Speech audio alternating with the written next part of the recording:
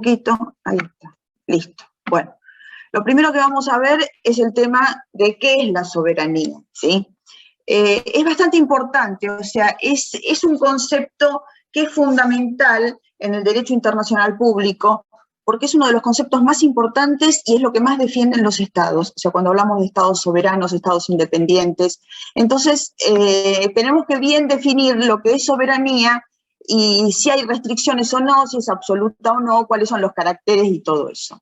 En principio, la idea de soberanía es que es un poder o una potestad. Es una potestad que tiene ¿quién? Que tiene el Estado para regir todo lo que se encuentra, tanto las personas como los bienes que se encuentran dentro de su ámbito de validez temporoespacial. O sea, es ese, recuerdan cuando habíamos hablado de lo que es el dominio, esa subordinación, bueno, es un poco esto. Entonces, es la facultad o la potestad de regir todo lo que se encuentre dentro de ese territorio, ¿sí? Por eso es que muchas veces se habla del concepto de soberanía como soberanía territorial. Entonces, ese es el principio general. Se relaciona ese poder y esa potestad que ejerce el Estado. ¿Cómo es ese poder? Es un poder incondicionado, es un poder supremo, es un poder eminente, eminente de eminencia viene. Entonces, es ese poder, como para ir ya cerrando el concepto de soberanía, es un poder, es incondicionado, supremo, eminente, que tiene el Estado por todas las cosas y las personas que se encuentran dentro de su ámbito de validez temporoespacial. Miren ustedes que no decimos absoluto. Tomen nota importante de eso. Poder que es supremo, incondicionado, eminente, pero no se dice que es absoluto. Eso es importantísimo, ¿sí?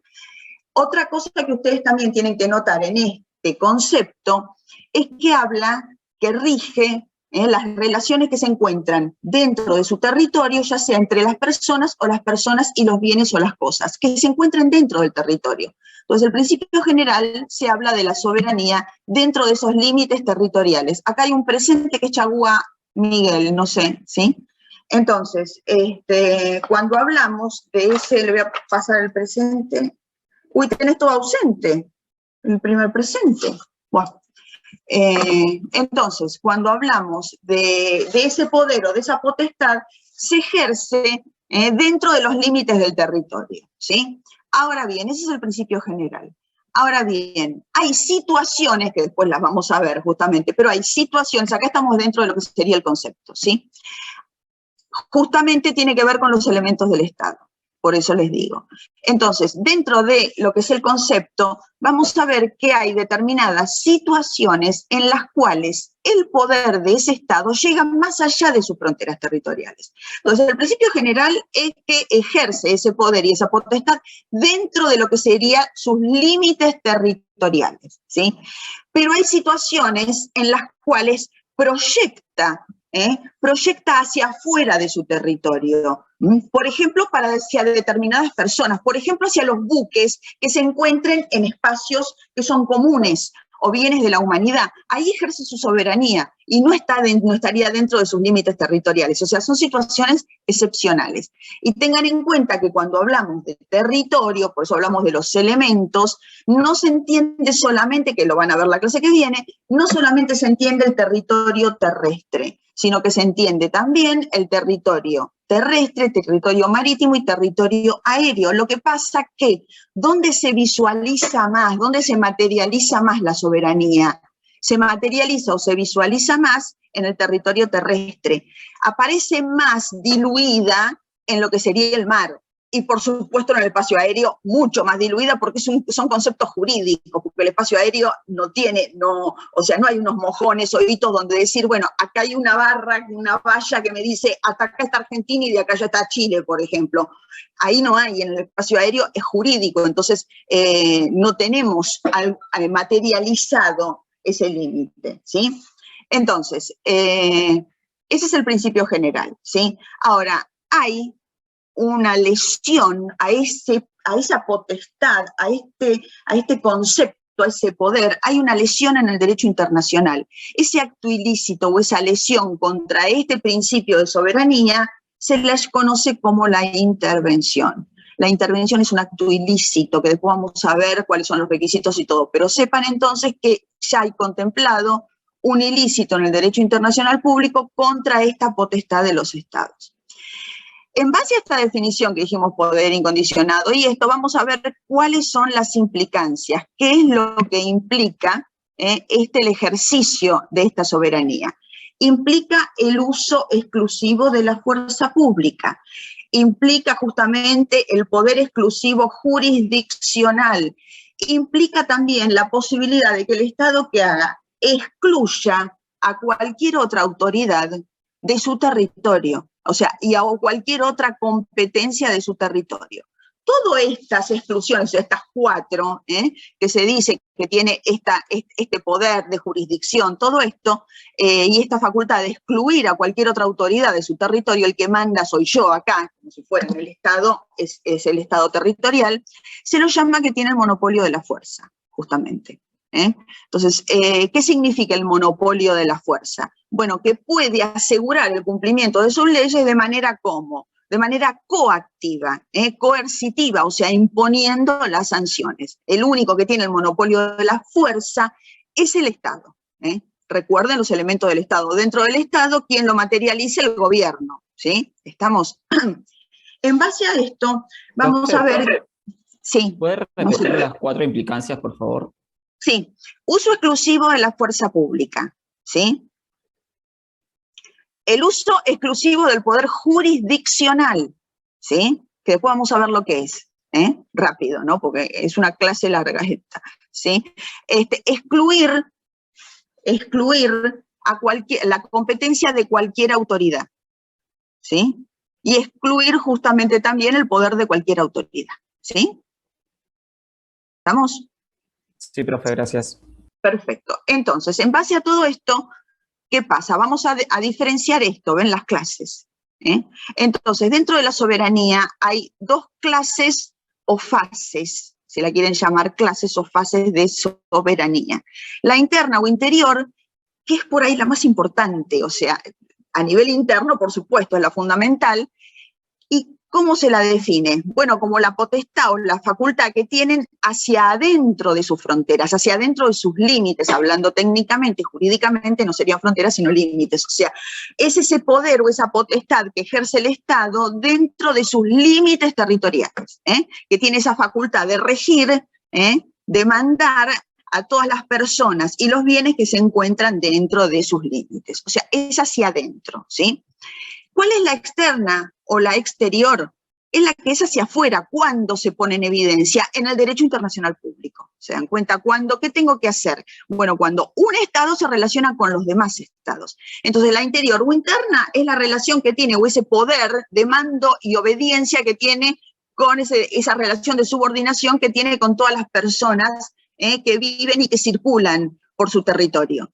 La externa es cuando este Estado se relaciona con otros Estados, con sus pares. Entonces, estas 2 fases o clases, o cómo se expresa la soberanía, nos va a decir cuáles son los caracteres, ¿sí? Y acá los tienen. Y justamente, vamos a la interna o interior. Recuerden, hacia adentro, esa tiene como característica, el principio general, es que es divisible.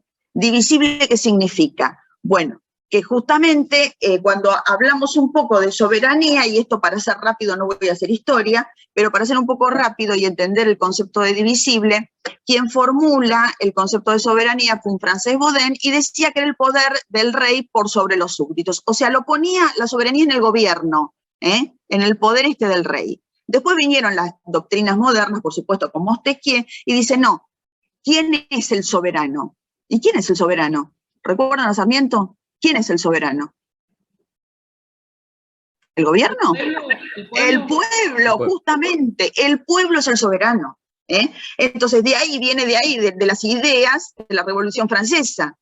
O sea, ya Montesquieu decía, no, el soberano es el pueblo, ¿sí? No es el gobernante. Pero el pueblo, si somos 40 y pico millones de habitantes, ¿cómo ejercemos nosotros la soberanía? Bueno, no la podemos ejercer nosotros. Entonces, ¿qué hace el pueblo? La delega en el gobierno. Entonces, el gobierno ejerce la soberanía, pero que está en cabeza del pueblo. porque es delegada. Hasta acá estamos. ¿Esto es historia o es institución de derecho público? Es un poco recapitular instituciones de derecho público. ¿Por qué vamos a divisible? Bueno, porque entonces, siguiendo las ideas de Montesquieu, el espíritu de las leyes y esto de evitar la concentración del poder, ahí es donde surge, o es el germen, y surgen los llamados estados de derecho, que creo que lo vieron en la clase pasada lo que era. O sea, el estado de derecho o el estado constitucional, ¿qué hace? No concentra en uno solo ese poder. O sea, el pueblo no delega el poder en una sola persona o en una sola estructura, sino que lo delega ¿en qué? En distintas autoridades, y ahí tenemos la famosa división de poderes. Entonces, por eso, cuando uno vota, es que está delegando la soberanía, pero uno vota por un poder ejecutivo, para que administre, uno vota por un poder legislativo para que dicte leyes. O sea, ven cómo se va delegando la soberanía en distintas autoridades. Eso significa que es divisible. Entonces, frente a Occidente, generalmente los países de Occidente tienen este principio que es el de la división de poderes, o sea, que la soberanía se ejerce en forma divisible. Si bien está en el pueblo, el ejercicio es divisible. Ahora, nosotros estamos en derecho internacional, y en derecho internacional nosotros tenemos que ver que hay otros países que por ahí nos siguen estos principios, digamos, propios de lo que sería una filosofía occidental, ¿sí? Entonces, hay otros países en el cual la soberanía no es divisible, sino que está concentrada ¿en quién? Puede ser en un rey, Entonces, hay otros en los cuales en un rey, en un partido, ¿sí? En una estructura, pero que no hay distintas autoridades con distintas funciones. ¿Estamos entonces, se les ocurre alguno que pueda ser así, en el cual la soberanía no es divisible, sino que justamente está concentrada en uno? Saudi Arabia. Por ejemplo, Entonces, ahí muy bien, ahí tenemos concentrado en uno, ¿se dan cuenta? Esto es a nivel interno. Ahora vamos a la internacional, Y la internacional, ¿qué decimos? Bueno, justamente la externa o exterior es relativa. ¿Y por qué es relativa? Porque justamente un Estado, al relacionarse con otros Estados, ¿qué tiene que hacer? Tiene que coordinar, ¿qué cosa? Sus poderes y sus facultades. Entonces, nunca la soberanía a nivel exterior es absoluta, porque si no, viviríamos en guerra, ¿sí? Entonces, cuando un Estado quiere absolutizar su soberanía, es donde vienen los conflictos. Entonces, para que entablar lo que sería una comunidad internacional, como para entablar una relación entre los Estados, el principio básico es que la soberanía no es absoluta. Entonces, si bien la soberanía es un poder o una potestad que defienden todos los Estados, también reconocen que no es absoluta, porque tengo que coordinarlo, mi potestad, y ese poder que tengo lo tengo que coordinar ¿con quién? Con otros Estados que también tienen el mismo poder. En un momento se dijo que era ya, no se podía hablar más de soberanía porque era una distribución de competencias, o sea, hay digamos, una corriente no tan moderna, en un momento era moderna, decir, no, esto de soberanía ya quedó en desuso, ya ahora con el derecho internacional público moderno, ya no hablemos de soberanía, hablemos de distribución de competencias. Bueno, hoy, como está el mundo, hoy creo que seguimos hablando de soberanía. Y es más, se refuerza cada vez más la soberanía de los Estados. O sea, esa corriente de diluir la soberanía de los Estados no dio resultado. O sea, si bien es relativa, hay determinados condicionamientos, pero que son esas modalidades, límites y restricciones. Pero no significa que no exista la soberanía. Los Estados defienden fundamentalmente ese principio de soberanía, ¿sí? O esa potestad, ese derecho. ¿Qué implica? Entonces, ya vimos las implicancias. Ahora, en base a estas implicancias que vimos, ¿cuáles son los derechos que tiene? Eso se llama derechos inherentes. Entonces, en base a esas 4 implicancias, la resumimos en 2 derechos inherentes a cada uno de los estados. El derecho de jurisdicción. Derecho de jurisdicción, ¿qué significa? Derecho de sancionar las leyes y de aplicar esas leyes, de interpretar sus leyes. O sea, principio general. Dentro del Estado A se aplican las leyes del Estado A, o sea, dentro de Argentina se van a aplicar las leyes argentinas, por leyes argentinas, ¿qué entendemos? Bueno, los tratados que Argentina se obligó, y también entendemos qué cosa, los del Congreso de la Nación Argentina, en general, porque después están las provincias, pero bueno, en general hablamos de las dictadas por el Congreso de la Nación y bueno, las legislaturas provinciales, ¿sí? Ese es el principio general, pero dijimos que no es absoluta. Entonces, va a haber determinadas situaciones y circunstancias en las cuales un juez argentino va a tener que aplicar, por ejemplo, la ley uruguaya, o va a tener que aplicar, por ejemplo, la ley norteamericana. Entonces, ese derecho de jurisdicción forma parte de la soberanía, pero no es absoluto, porque hay situaciones excepcionales y no tan excepcionales. Excepcionales en lo que sería derecho, delitos que serían delitos de derecho penal. Entonces, ahí no hay tantos ejemplos, salvo delitos internacionales, pero en derecho penal es más, como uno dice, territorialista. Pero en civil y en comercial, que ustedes están en comercial, ahí es donde muchísimos casos van a ver que van a tener que aplicar, que los jueces van a tener que aplicar las leyes de otro estado. No lo vamos a ver en público, porque justamente en público vemos todo lo que sería dominio del Estado, justamente vemos el tema de soberanía, el dominio terrestre, el dominio marítimo, el dominio aéreo, pero sí ténganlo muy presente porque cuando veamos internacional privado, vamos a volver sobre esto, justamente. Y el derecho de policía, o el llamado poder de policía. ¿Qué es el poder de policía? Y acá es como que hay confusiones. Cuando nosotros hablamos, nosotros me refiero al derecho, ¿sí? Cuando en el derecho se habla de el derecho de policía o el poder de policía, no se está hablando de que la policía federal me arresta o la policía provincial me arresta porque yo cometí un delito, me viene a buscar. No identifiquen el poder de policía con lo que sería una fuerza de seguridad, como policía, gendarmería, todo eso. No. El poder de policía significa la facultad que tiene el Estado de limitar los derechos de cada uno de nosotros. ¿En aras de qué? En aras del bien común. Entonces, recuerden también que los derechos de cada uno de nosotros no son absolutos tampoco. Entonces, el Estado, en aras de orden público, bienestar común, cuestiones económicas, está facultado para limitar el ejercicio de los derechos constitucionales. Esto en nuestra Constitución, artículo 14, es básico. Entonces, a eso se lo llama poder de policía, a la facultad que tiene el Estado a través de sus leyes de limitar los derechos de todos los ciudadanos y también de los que habitan en un determinado estado. En la pandemia. Bueno, ¿se dan cuenta? Entonces, eso no fue el que la policía dijo a ustedes, ayer, o sea, se levantó la policía y dijo, acá nadie sale. No, hubo una ley o un decreto ley, que eso es un híbrido creado por nuestra Constitución, la reforma del 94, este decreto ley que es similar a una ley, pues tiene que ser por una ley, pero bueno, la Constitución Nacional con la reforma del 94 lo equipara a las leyes con los decretos leyes. Bueno, en ese caso, ¿por qué? Dijimos, bueno, nadie sale, y bueno, porque había una situación de bien común, y ahí nos limitaron la libertad de circulación, nos limitaron la libertad hasta de trabajar, o sea, se limitó mucho, y hasta fueron con recursos.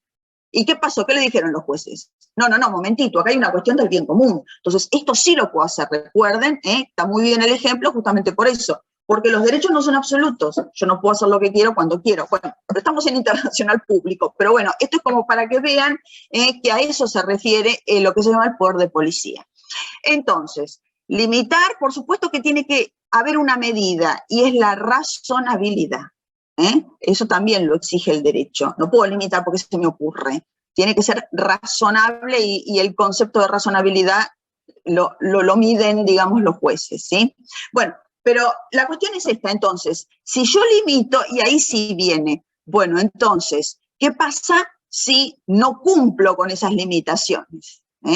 ¿Qué pasa si yo no cumplo con esa limitación a mis derechos? Bueno, ahí viene el poder del Estado preventivo y represivo. Entonces, el derecho de policía, el poder de policía es la limitación que tenemos a todos los derechos, ¿sí? Por ley. Y en el caso de violación de esas limitaciones, entonces ahí viene todo el aparato gubernamental en cuanto a que la prevención, acá se ve, se centra mucho en lo que es la prevención. Prevención y represión. ¿Para qué?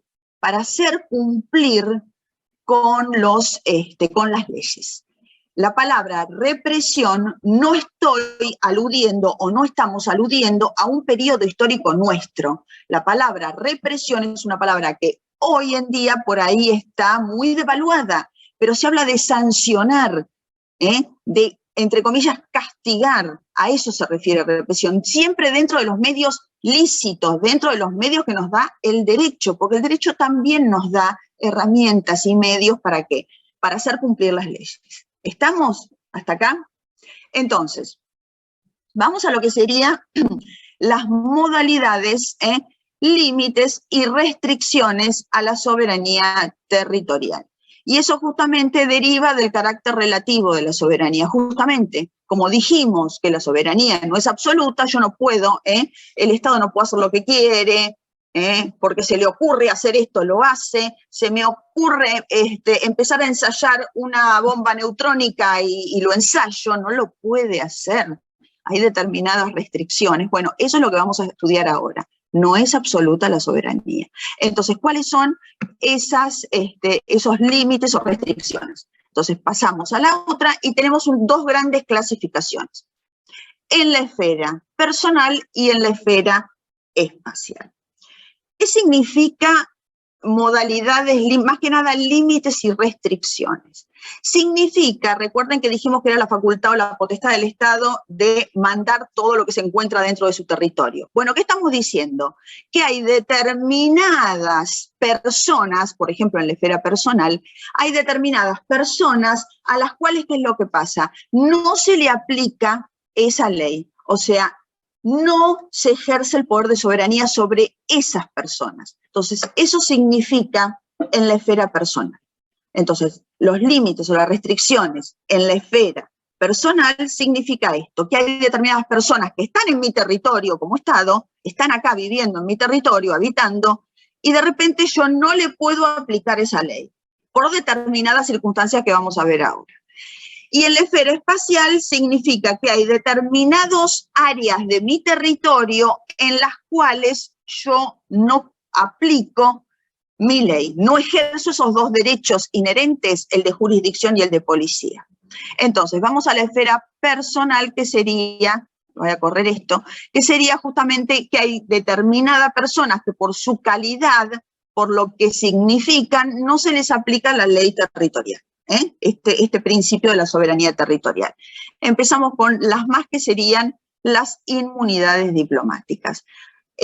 Ustedes en la última clase van a ver en detalle bien lo que significa inmunidades diplomáticas, cuáles son, pero ahora los efectos de entender esto significa que hay determinadas personas que por representar a un Estado en otro, no se les aplica la ley del Estado en el cual están ejerciendo su cargo, porque están representando a un Estado, ¿sí? Entonces, un diplomático previa acreditación, un diplomático que está acreditado, un diplomático británico, que está acreditado en Argentina representando a Inglaterra, no se le va a aplicar a él la ley argentina, sino que va a mantener lo que es la ley inglesa. ¿Y por qué se hace esto? Bueno, por la función, porque la idea es que para que pueda cumplir con independencia esa función, tiene que manejarse justamente no con el temor de que le hagan un juicio o le apliquen una ley o lo repriman por algo. Entonces, a eso sí, por supuesto que esto es por tratado. Esto es por tratado. Hay una convención que ustedes después la vamos a ver en la última clase, ¿sí? Vamos a la otra. La otra excepción es la que pasa con las Fuerzas Armadas extranjeras. Entonces, lo primero, estamos hablando de la situación o de la hipótesis que Fuerzas Armadas de un Estado, que pertenecen a un Estado, pueden o necesitan ingresar a otro Estado. ¿Por qué necesitan ingresar? Hay muchas situaciones. Primero, porque es muy común realizar ejercicios conjuntos.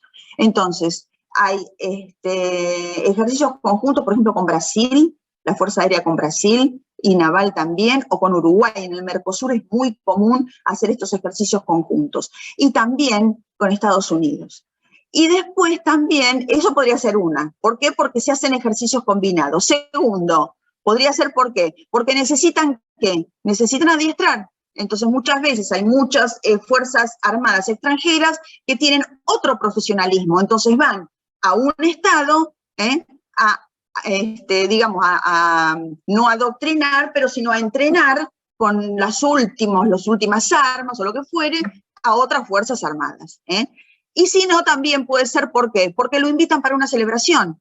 Entonces, 40 años de Malvinas, por ahí si hubiéramos invitado por ahí alguna fuerza aérea o alguien de otro país, bueno, vienen, o cuando se hizo el bicentenario, los actos por el bicentenario, bueno, es necesario que ingresen esas fuerzas extranjeras. O si no, simplemente ¿por qué? Porque necesitan pasar para ir a otro estado. Entonces, necesito pasar por el territorio de un estado para ir a otro estado porque está este estado en el medio, ¿sí?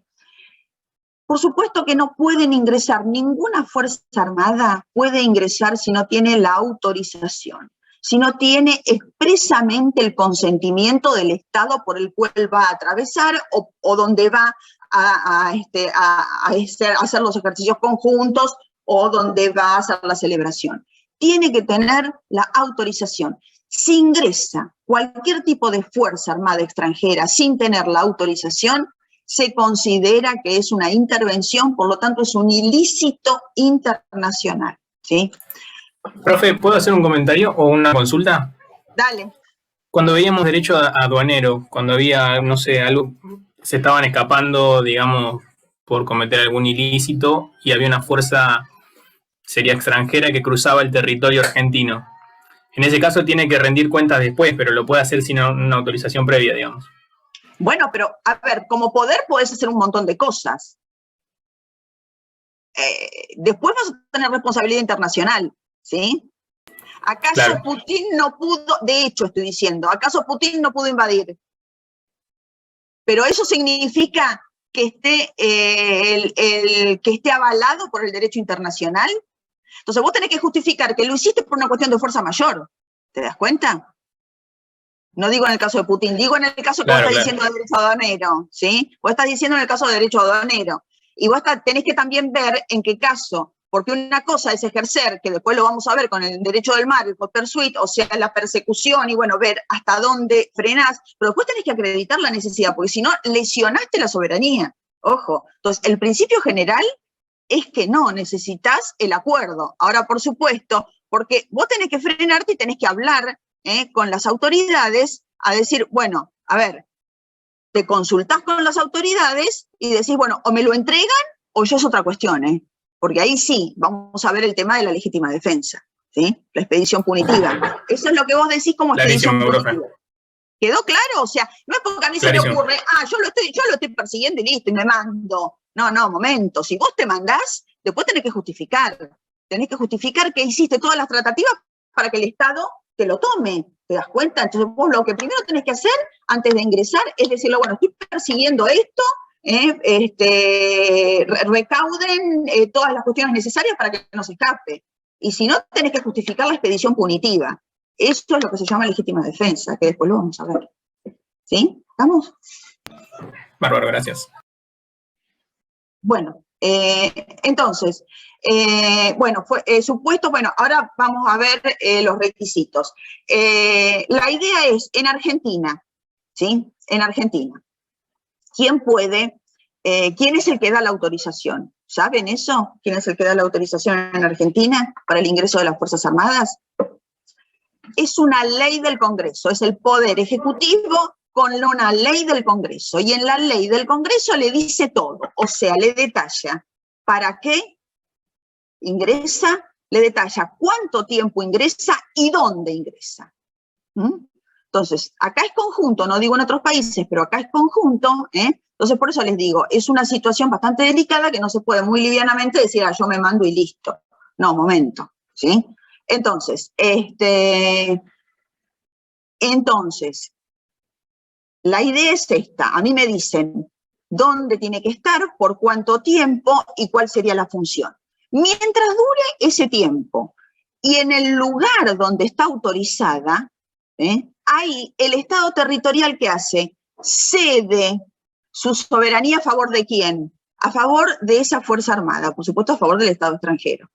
Entonces, en ese lugar donde cumplen las funciones las Fuerzas Armadas, y por el periodo que dure, todo lo que suceda en ese lugar no va a ser conocido por los jueces ni las autoridades territoriales. Por eso cede su soberanía. Ahí no se le va a aplicar la ley. Ahí ¿quién va a aplicar la ley? Ahí ¿quién va a sancionar las cuestiones disciplinarias que surjan? Bueno, va a ser la autoridad superior, la máxima autoridad de esa fuerza que ha ingresado con el consentimiento. ¿Estamos? Entonces, tiene que tener autorización. En la autorización se les dice cuál va a ser el lugar donde van a cumplir sus funciones y el periodo. Siendo así, entonces, en ese único caso, ahí es donde sí está avalada y no tengo que demostrar nada. Ahí está avalado, entonces cualquier sanción disciplinaria, ahí sí, el Estado no interviene, el Estado territorial no interviene, sino que interviene ¿quién? Bueno, interviene la autoridad máxima de ese ejército o fuerza armada que haya ingresado con el consentimiento. En un momento cuando se buscaba estos ejercicios conjuntos con Estados Unidos, y se siguen haciendo, las fuerzas militares venían por ahí a misión, más en la Triple Frontera, muy bravo, la Triple Frontera, estas lo que querían era por supuesto, la ley del Congreso, pero lo que querían era equipararse con las inmunidades diplomáticas. La pregunta sería, ¿cuál es la diferencia? ¿Por qué querían equipararse con inmunidades diplomáticas?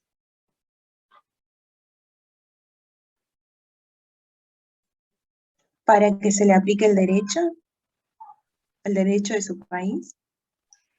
Sí. Estamos bien, pero faltaría un poquito más a la respuesta. Está bien la respuesta que estás diciendo, pero vos fíjate que a la Fuerza Armada extranjera no se le aplica el derecho territorial, no se le aplica esos derechos inherentes, ¿dónde? O sea, te faltaría en completar. el espacio donde le Claro. autorizaron estar, pero al Ahí tener la inmunidad está. diplomática sería en todo el territorio soberano. Ese mismo, ahí está. ¿Ven? Eso es lo que está bien. Sofía dijo y le faltó y Micaela, digamos, lo redondeó, ¿se dan cuenta? Con la inmunidad diplomática, a mí lo que me aseguran es que no importa dónde yo me mueva como Fuerza Armada, siempre voy a tener cielo protector. En cambio, acá no. Acá, ¿cuándo cede esto? ¿Cuándo se termina esta excepción? Cuando las personas que forman parte de la fuerza, esta fuerza, se van del lugar y van a otro que no fue autorizado. O sea, pueden ir a otro donde no fue autorizado, pero se le va a aplicar la ley del Estado territorial, ¿sí? O si interviene un tercero. Entonces, si interviene un tercero que no sea de las Fuerzas Armadas, ahí es donde retoma su soberanía el Estado territorial. ¿Estamos? ¿Entendido? Con los buques de guerra pasa algo similar. Entonces, los buques de guerra, una cosa es cuando pasan por el mar territorial, que lo van a ver, lo del mar territorial, del paso inocente y todo eso, esa es una regulación que está en la Convemar.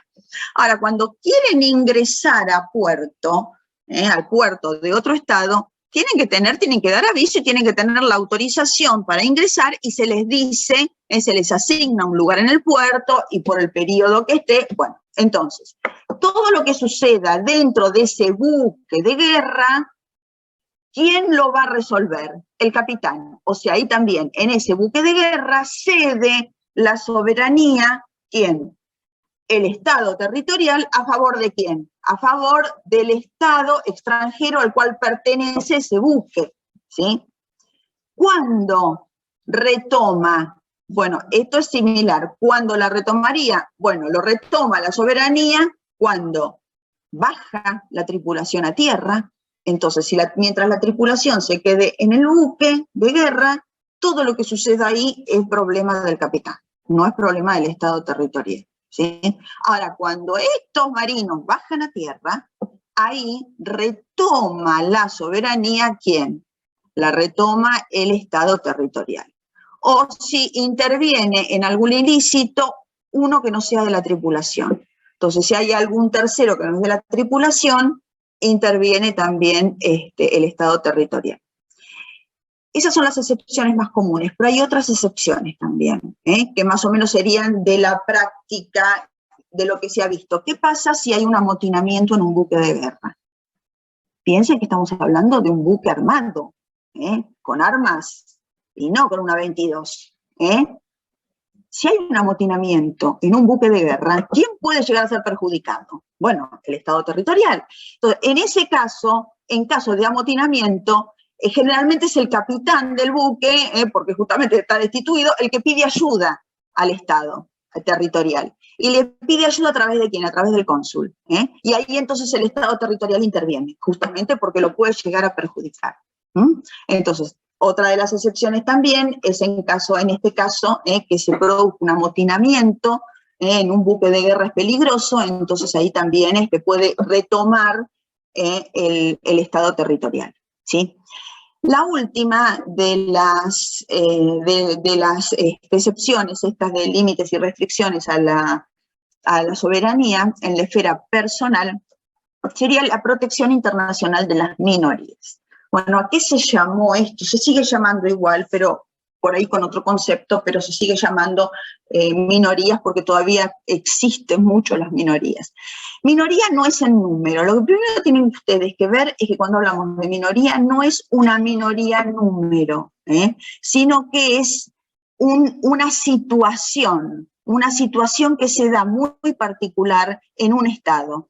Entonces, hay determinadas poblaciones dentro de un Estado que, por su origen étnico, por su religión, algunos dicen por su raza, por su cultura, son disminuidos sus derechos, o sea, no se le reconocen los derechos como al resto de los habitantes de ese país. Por eso se dice minorías, y no se les reconoce los derechos, o sea, viven en una situación de inferioridad, justamente, Entonces, no solo en lo social, en lo económico y en lo legislativo, o sea, jurídicamente son inferiores, social, económico, y no tienen los mismos derechos. O sea, por ejemplo, el apartheid en Sudáfrica, no podían tener propiedades, o no podían votar, o por ejemplo los judíos en la época antes de la guerra, de la Segunda Guerra Mundial, en lo que sería Europa Oriental. Entonces, en Europa Oriental era muy común esto de que determinadas poblaciones que estaban en un Estado, por justamente cuestiones de odio racial, étnico, religioso, bueno, todas estas cuestiones, no le reconocían, o sea, vivían en condiciones de inferioridad. Entonces, frente a esto, se crea el sistema que es la protección internacional de las minorías. Esto lo crea, después de la Primera Guerra Mundial, la Sociedad de las Naciones. ¿Y en qué consiste? Bueno, consiste en que el Estado en el cual existían estas minorías se obligaba por tratados a reconocerle los derechos. Entonces, no podía, si yo por tratado me obligaba a reconocerle los derechos, mañana no podía dictar una ley en la cual, bueno, los judíos no pueden adquirir tierras, o a los judíos le confisco la tierra, o a los negros no pueden ir al colegio, por ejemplo. Entonces, esas cuestiones ya no podían legislar de esa forma. ¿Por qué? Porque habían cedido ese derecho al firmar un tratado, ¿sí? Y al comprometerse por el tratado a reconocerle los mismos derechos. La Sociedad de las Naciones, no sé si conocen lo que era, pero no duró nada, o sea, el periodo entre guerras, recuerden que después vino Hitler y arrasó con todo. Entonces, después de la Segunda Guerra Mundial, ahí es donde surgen Naciones Unidas y ahí es donde, recuerden que se da un vuelco en el derecho internacional clásico y lo transformamos en derecho internacional contemporáneo, y ahí es que dice, bueno, ¿por qué le vamos a proteger exclusivamente a las minorías? Vamos a hacer un régimen que sea general para todas las personas, y ese es el sistema de los derechos humanos. Entonces, general se hace que por tratado, entonces por tratado, los estados se comprometen ¿a qué? Bueno, a reconocer y a respetar determinados derechos humanos, que por ejemplo están en los pactos, en la declaración, en los pactos, a todas las personas por igual. Y ahí abrimos el espectro. Ya no es solo raza, no es solo etnia, no es solo religión, sino que agregamos ¿quién? Mujeres, agregamos también niños, niñas, entonces ya abrimos un poco el espectro. O sea, la igualdad ante la ley para todos, sin distinción, credo, religión, sexo, edad, son universales. Por supuesto que, como vieron cuando vieron la clase de tratados, estos son tratados, o sea que el Estado se autolimita. Al firmar estos tratados, es el Estado el que se autolimita y dice, bueno, en este tema ya no puedo legislar porque di mi consentimiento a nivel internacional. Ahora, ¿qué pasa en los supuestos en los cuales el Estado no ha dado ese consentimiento, o sea, no forma parte de determinados tratados sobre derechos humanos? Bueno, en ese caso hay una corriente en derecho internacional que dice, bueno, después de tantos años, porque cuando recién terminó la Segunda Guerra Mundial y pasaron algunos años, era una cosa. Hoy en día pasaron tantos años de la Declaración Universal que la Declaración Universal ya es obligatoria por todos, pero eso es una corriente. Hay otros que no. Se transformó en lo que se llama derecho imperativo. Recuerdan que vimos derecho imperativo, pero eso es para alguna corriente del derecho internacional, ¿sí? No hay una uniformidad, digamos, en todo esto, ¿sí? Pero bueno, el supuesto es ese. El supuesto es que el Estado se autolimita al firmar un tratado en el cual lo obliga a respetar los derechos humanos para todos por igual, ¿sí? En la esfera espacial estamos hablando de determinadas partes del territorio del Estado en el cual no se les aplica la ley. Hay determinadas partes en el territorio de ese Estado, recuerden, territorio puede ser en general, tanto terrestre como marítimo como aéreo, en el cual no se le aplica la ley del Estado territorial, sino que se le aplica la ley de otro. Bueno, ¿cuáles son los ejemplos? Bueno, acá tienen el primero, el condominio. En realidad, ven, lo que tienen no es un límite, sino que es una modalidad. Y esto es muy similar al que ustedes vieron en público, no, en privado, en instituciones de derecho privado vieron condominio, ¿sí? ¿Y alguien se acuerda lo que era el condominio en instituciones de derecho privado? ¿Qué significaba? ¿Nadie se acuerda?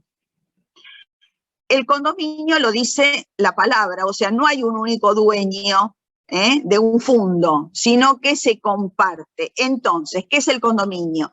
A nivel internacional, cuando hay un territorio que está en disputa entre dos estados, muchas veces para solucionar ese conflicto, los estados firman un tratado. Y en ese tratado establecen un condominio. Y que esa parte del territorio, ambos la ejercen en forma conjunta e indivisa. Eso significa, los dos de común acuerdo sobre ese territorio, que es el que estaba en conflicto, ejercen su soberanía de forma indivisa y conjunta. Entonces, no es que repartimos el territorio, vos esta parte para vos y esta parte para mí. No, porque eso no sería condominio. Condominio es sobre el mismo sector del territorio, los dos ejercen la soberanía. Por supuesto que esto generalmente se hace por tratados. ¿Por qué? Bueno, porque tengo que ver quién es el que ejerce en qué momento, según las situaciones que se dan, porque si no estaríamos en un caos, ¿sí? Entonces se hace por tratado. Entonces, bueno, si se da este supuesto, bueno, aplicas vos tu ley. Si se da tal, aplico yo mi ley, por ejemplo, ¿sí? ¿Pueden dar algún ejemplo de esto o no? Si ustedes no sé si lo vieron, el Estatuto del Río de la Plata, el Río de la Plata establece 3 franjas. Una franja que es de soberanía exclusiva de Argentina, que está la más cerca de Argentina, otra franja que es de soberanía exclusiva de Uruguay, que es la que está más cerca de Uruguay, y hay una zona en común, justamente, establecida por el Estatuto del Río de la Plata, esa zona en común en la cual Argentina y Uruguay ejercen el condominio, justamente. Arrendamiento. ¿Qué es el arrendamiento? Bueno, acá lo mismo, es una cuestión de derecho privado, instituciones de derecho privado. Entonces, en el arrendamiento hay un estado que se lo llama el arrendador, ¿sí? Que es el dueño de ese territorio, ¿sí? Es el que posee la soberanía de ese territorio. Entonces, por un tratado que generalmente es por muchos años, 90, 50, 100, ciento y pico de años, le cede sobre parte de su territorio, un sector de su territorio, le cede la soberanía a otro estado, que es el estado arrendatario. Entonces, y muchas veces se hace por un canon, y otras veces no se hace por un canon, entonces no sería un arrendamiento, pero bueno, lo ponemos todo que sería dentro de arrendamiento, sí, sería un comodato, pero bueno, la idea es que el arrendamiento sería por una contraprestación, y en el sin contraprestación, que generalmente no se da, porque siempre hay una contraprestación a cambio, o sea, puede ser en dinero o no. Y entonces, el tema es el siguiente: durante el plazo que dure ese tratado, el Estado arrendador no va a ejercer su soberanía. ¿Quién va a ejercer la soberanía sobre ese sector del territorio? Bueno, la va a ejercer el Estado arrendatario, ¿sí? Pero la propiedad, ojo, no es una forma de adquirir el territorio. Ojo, no se confundan. ¿Por qué?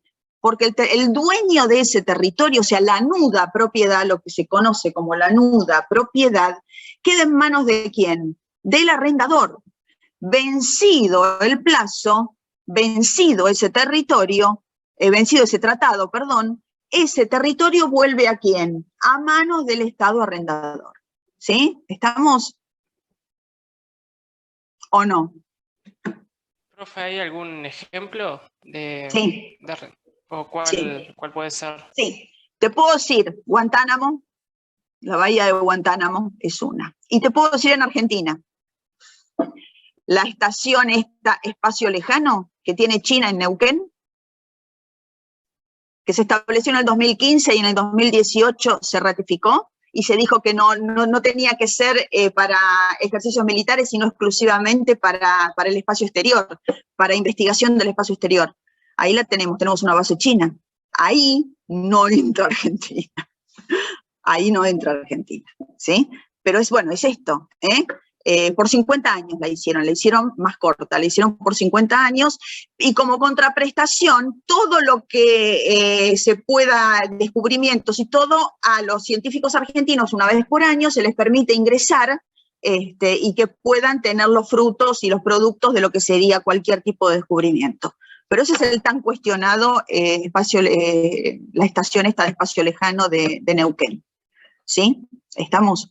Después vamos a ver lo de los enclaves, Después vamos a ver lo de los enclaves, ¿sí? Lo de los enclaves es otra cosa. Después vamos a ver, Esto no, porque esto, después de pasado el periodo, ¿sí?, de tiempo, vuelve al propietario, a su propietario original, al Estado arrendador. Él lo que hace es ceder lo que sería el uso y el goce, entonces cede esa parte de la soberanía y la nuda propiedad queda en manos igual siempre del arrendador. ¿Sí? ¿Estamos entendidos? Profe, le hago una consulta. ¿Un Sí. esclave en términos de comercio internacional sería un ejemplo de arrendamiento? No, justamente ¿No? después lo vamos a ver. Ah, ok. Fíjate que faltan algunas cositas más. Pasa que el esclave me parece que no es temporario, es como fijo ya de por vida. Por eso dije, miren que faltan unas cositas más. Es más similar a la servidumbre, pero todavía no lo vimos. Por eso aclaré que todavía no. Los enclaves, arrendamiento, no. Después cuando veamos servidumbre van a ver que se amolda más al concepto de servidumbre. ¿Sí? ¿Estamos? Profe, una consulta con respecto al lugar que nombró Neuquén de China, Espacio Lejano, creo que se llamaba. Sí. ¿Ahí trabaja gente de China o contratan Sí. gente de acá? Sí, sí, trabaja. Vienen, los científicos son chinos. Claro. Y hay ejército chino ahí. Ah. Justamente, a ver, el problema fue ese. En el 2018 se dijo, pero ¿esto es una base científica o qué es esto? Sí, wow. No, nunca me imaginé algo así. Bueno, está. Sí. Sí. Pero en el 2018, cuando se revisó el tratado, porque se revisó el tratado, justamente se dejó en claro que era exclusivamente para investigación científica de lo que sería el espacio exterior, por supuesto. Y que los Claro. científicos argentinos iban a poder tener acceso a los descubrimientos que se hicieran. Y ahí está la contraprestación, porque si no, a ver, estamos poniendo nuestro territorio, y no ganamos nada. Por supuesto, un porcentaje, no es que nos llevamos todo, nos llevamos un porcentaje, pero bueno. Pero fue muy cuestionado eso, porque estaba el ejército chino custodiándolo. Entonces, ahí se olía medio raro. Hubo mucha desconfianza. Bueno, en el 2018 se mandó otra vez, por eso les digo, miren que con el cambio digo los años por el cambio de gobierno, porque una cosa era el 2015, ya en el 2018 con un cambio de gobierno y con el hecho de decir, bueno, vamos a revisar esto, o sea, fueron dos gobiernos los que lo revisaron y dijeron, no, bueno, está bien, esto estaría dentro de lo que sería posibilidad del derecho internacional. A ver, es lo que yo les cuento, no entré a la estación, ni voy a entrar, no sé si ustedes querrán entrar, yo no tengo intención de entrar. Pero bueno, eso es lo que supuestamente se informó, que es exclusivamente un ejemplo de arrendamiento en Argentina, por eso les digo. ¿Sí? Hay una nota periodística de Periodismo para Todos de la base militar china. Ah, bueno. Sí, no la inventé yo, les digo. No la inventé yo. ¿Sí? Bueno, bueno, a ver, lo de las Islas Malvinas, lo que propuso con las Islas Malvinas fue no esto, fue un condominio. Gran Bretaña propuso que estaban haciéndose tratativas hasta que vino la guerra, pero estábamos avanzados, pero en un condominio. O sea, la idea era que ellos siguen insistiendo con que tienen derecho, ¿sí?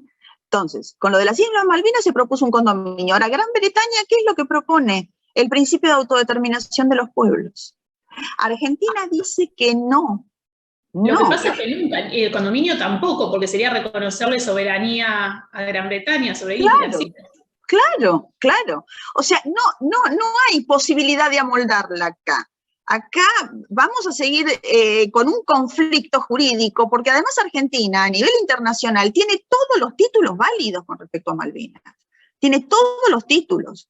Entonces, la primera que se opuso a lo que es la autodeterminación de los pueblos fue Argentina, porque fundamentalmente dijo, hay un desmembramiento territorial, y ustedes en la clase que viene van a ver esto, van a ver el principio de integridad territorial. ¿Qué significa el principio de integridad territorial? Bueno, es esto, justamente. Entonces, Argentina dice, hay un principio fundamental, otra vez, dentro de lo que es la soberanía, dentro de lo que es el territorio, y ahí nadie le puede decir nada, que es la integridad territorial, es el derecho a que nadie me desmembre nadie de mi territorio. Y el tema es que hay un grupo de población que no era la población originaria. Entonces, ojo con eso, porque la población originaria fue desplazada por Gran Bretaña en 1833, cuando invadieron las Islas Malvinas. Había población argentina y ellos lo desplazaron y asentaron su pueblo. Entonces, no es la originaria. Entonces, no le reconocemos el principio de autodeterminación del pueblo. Y como yo les decía, el principio de autodeterminación de los pueblos no es absoluto. Nunca puede ocasionar que un desmembramiento territorial, ¿sí? Pero bueno, el arrendamiento no, con Malvinas no, lo que se habló fue un condominio, pero ya les digo, a Argentina no le convenía tampoco, se venía hablando de tratativas con un condominio, pero bueno, no le conviene porque por supuesto que es reconocer es reconocer que algún derecho tiene Inglaterra, y para nosotros no tiene ningún derecho, es un usurpador.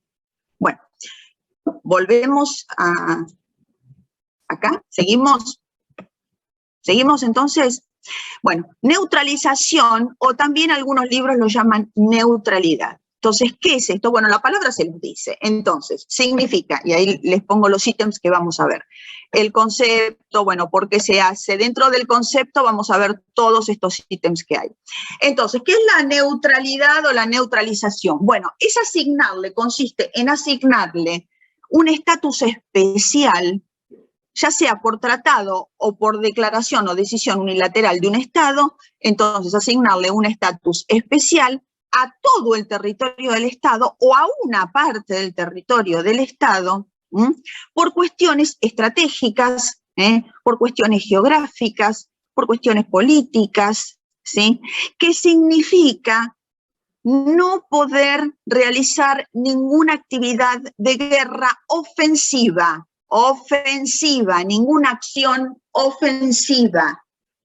Eso significa que puedo defenderme, ¿sí? Entonces, por tratado o por decisión unilateral, este Estado decide, o un grupo de Estados decide por diversas motivaciones, que es un poco lo que recién les dije, que ahora los vamos a ver, estratégicas, políticas, geográficas, decide no hacer la guerra en determinado territorio, todo el territorio o parte del territorio, ¿sí? Ese sería el concepto. ¿Por qué se hace? Bueno, otra vez, puede ser por motivos estratégicos. Por ejemplo, y ahí ya tenemos ejemplos de parte del territorio.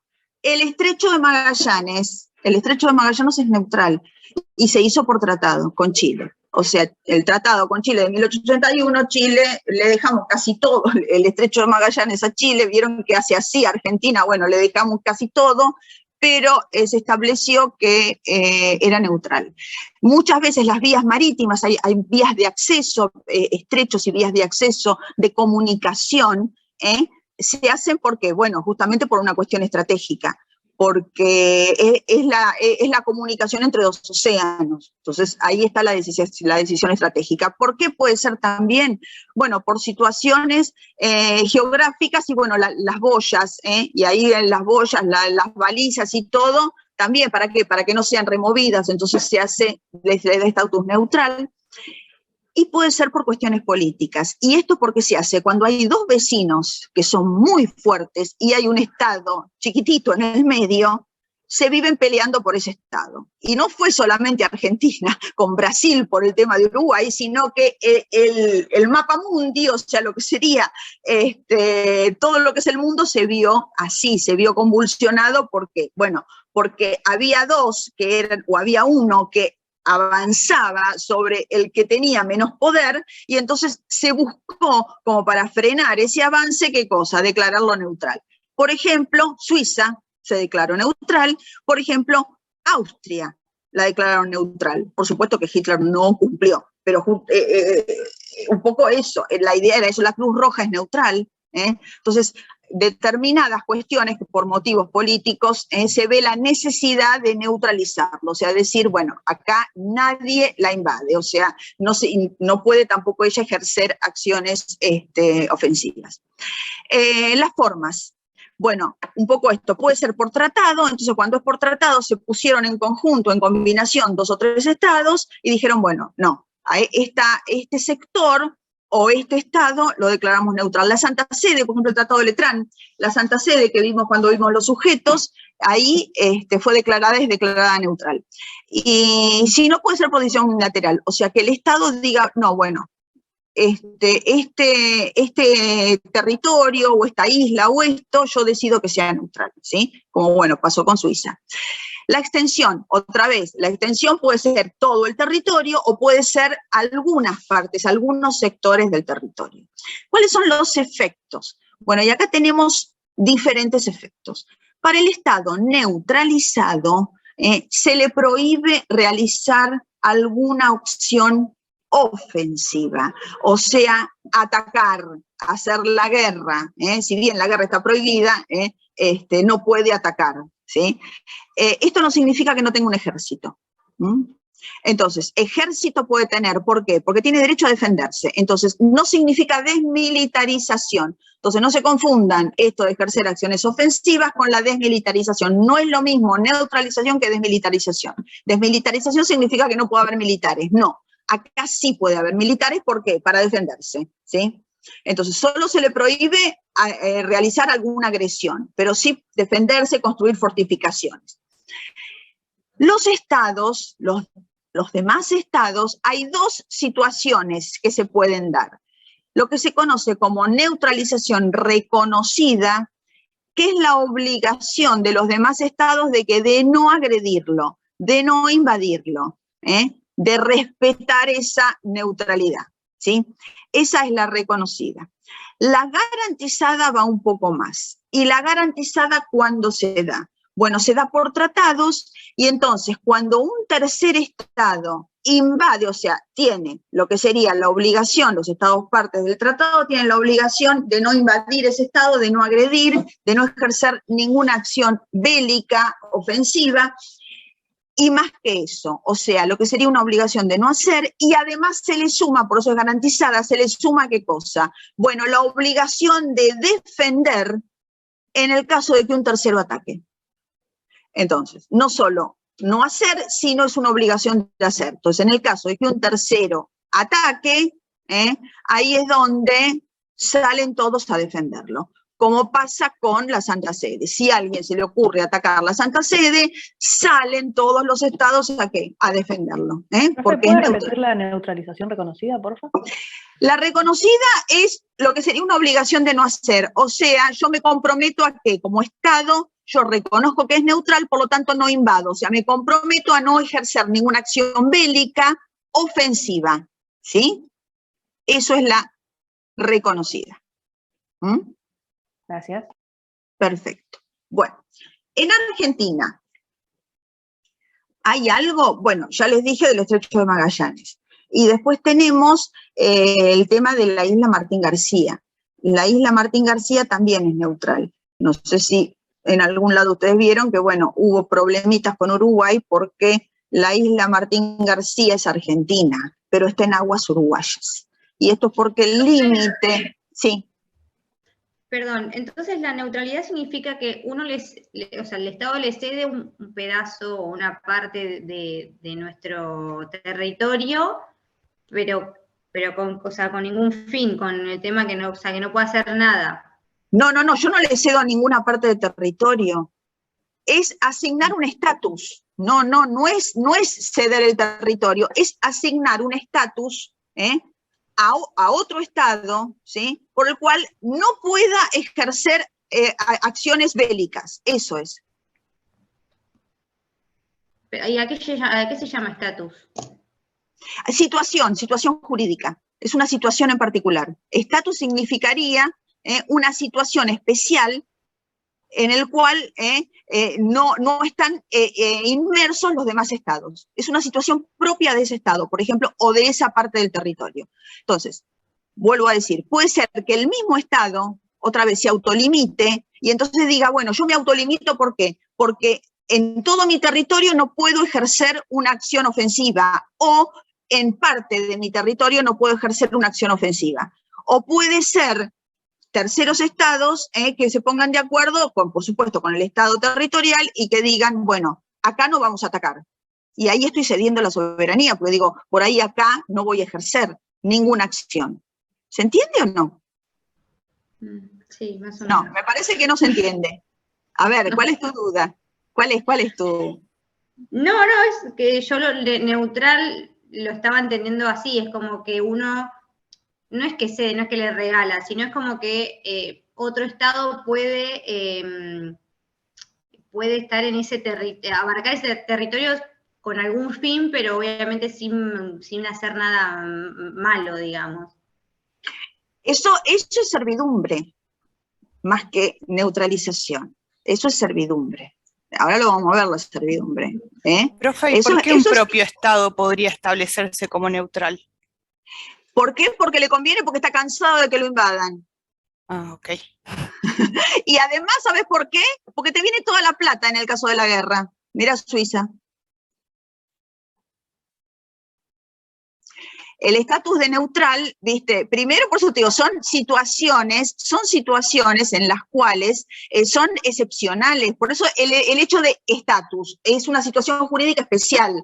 Entonces, ¿por qué te puede convenir decir, bueno, yo no ataco? Bueno, porque primero te aseguras de que siempre no te invadan. Porque, a ver, el caso de Austria estaba cansada de que los alemanes venía cualquier problema, invadían Austria. Lo primero que se invade era Austria.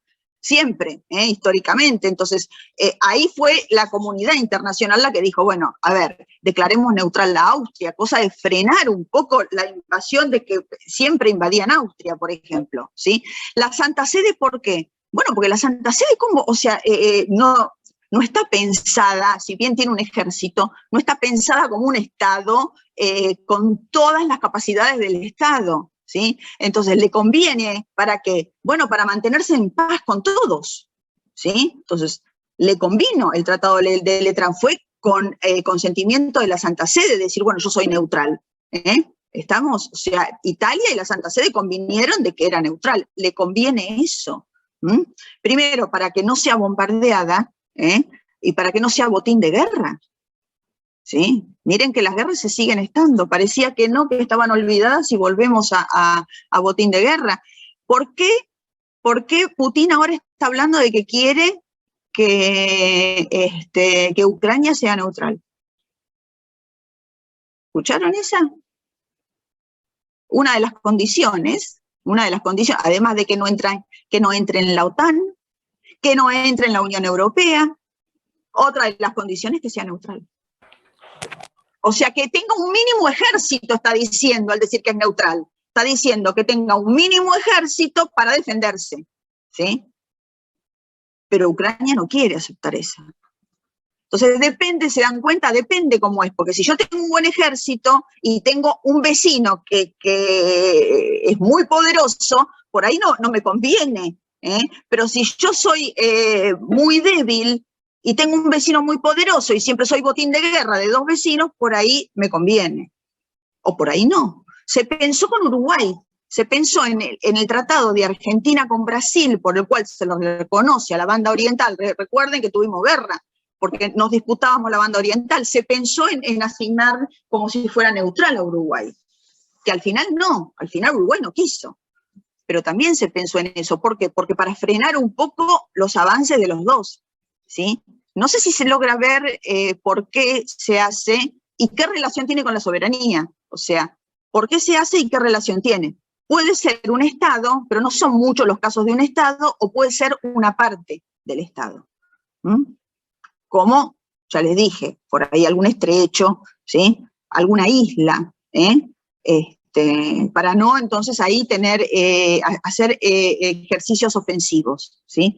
No sé si le cierra o no le cierra. Si no le cierra, díganme cuál es la duda que tienen, cosa de verlo un poco mejor.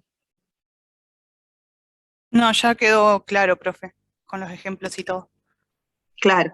Bueno, la idea es, cedo mi soberanía, ¿por qué? Bueno, porque ahí solo me quedaría un mínimo para defenderme nada más, ¿sí? Por eso se le da esta situación especial, ¿sí? Estamos. Y bueno, y los demás también, limitan su soberanía, porque dicen, bueno, a ver, yo acá lo voy a respetar, ¿sí? No sé si, Yamila, no te queda del todo. No, ahí más o menos con los ejemplos quizás entendí un poco mejor. Bueno, con la teoría no estaba entendiendo. No, bueno, vuelvo a repetir, Suiza, por ejemplo, es neutral, y justamente porque le convino, ¿sí? Entonces fue declarada neutral porque le convino. Austria fue declarada neutral porque la Santa Sede, y además la Santa Sede es garantizada, porque la Santa Sede se queda tranquila de que en el caso que a alguno se le ocurra algo, sale todo, sale la OTAN, salen todos a defenderla. Y ahora después vamos a ver lo que es la OTAN, que es, bueno, ya saben, la alianza defensiva. O sea, hay que invadir un país en el cual la OTAN te dice, yo salgo salvo que seas Rusia, o sea, salvo que seas Rusia, ¿viste? Es bravo, porque ahí son dos fuertes, ¿sí? Estamos, y bueno, no siempre todo un territorio, porque puede ser, ya les digo, yo tengo, o sea, como Argentina es parte del territorio argentino, es esa partecita, o la mayor parte del estrecho de Magallanes es de Chile. Y entonces, ¿qué? Si a Chile se le ocurre poner una barrera, no pasa nadie. Entonces, o hacer fortificaciones, no pasa nadie. Bueno, no, justamente ahí es donde se dice, no, acá no se arma guerra, acá no se hacen combates. ¿Por qué? Porque es una vía de acceso marítimo, que es necesario, ¿se dan cuenta? Entonces, ahí es donde dicen, bueno, no, nos quedamos entre los dos, que por acá, por más que nosotros entremos en guerra, por acá igual van a poder pasar los barcos. ¿Se dan cuenta? Un poco por ahí con ejemplos así. Entonces, bueno, yo ahí cedo mi soberanía de decir, bueno, si estoy en guerra con este país, ahí no puedo hacer nada. Ahí no, para que asegurar, lo mismo el canal de Panamá. Ahí no se puede hacer nada, también es neutral, porque son vías son vías de acceso, de comunicación. Y para ustedes, para el comercio internacional, es fundamental estas vías de comunicación. ¿Sí? ¿Estamos? Bueno, esperemos.